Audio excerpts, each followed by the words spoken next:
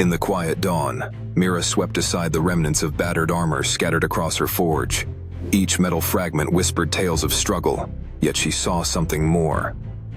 With careful hands, she heated, hammered, and shaped the twisted pieces, forging them into a luminous shield, unlike any before. Villagers gathered, drawn by the promise of something new. When Mira lifted the completed shield, sunlight danced across its surface, casting a hopeful glow.